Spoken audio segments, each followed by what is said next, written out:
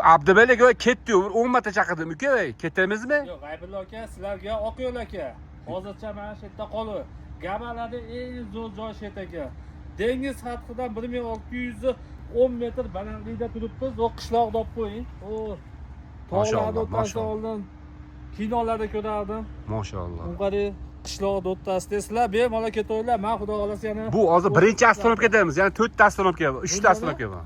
Oho, Ichkariga tog' orasiga ko'lga o'tamiz, ko'lga. mana shu kanatlarda o'shanga tushamiz. Shunday xudo xolasa sizlar sekin ketaveringlar. Men mashinlarda aylanib 3-4 kundan keyin o'zim O'zbekistonga yetib olaman aka. Yo'q, biletga kuyib qolamiz uka, ketdik.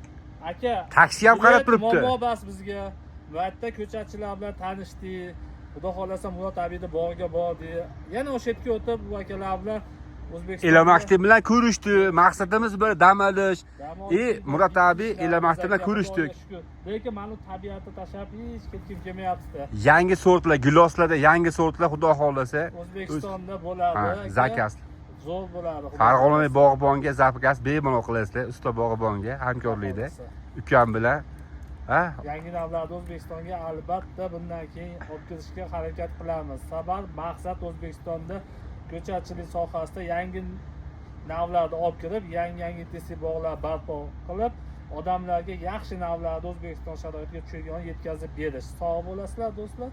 Salomat bo'lasizlar. Biz ketamizmi endi hozir? Endi sizlarga oq yo'l, men Yo'q, ketdik. Yo'q aka, sizlar oq yo'l. Men jitcha 1-2 kun baytda qolaman. Nimaga to'yib nafas? Havo toza. Havo toza. Gap yo'q.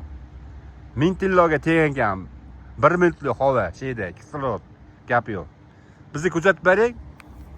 Videoni tortib tashlab boramiz.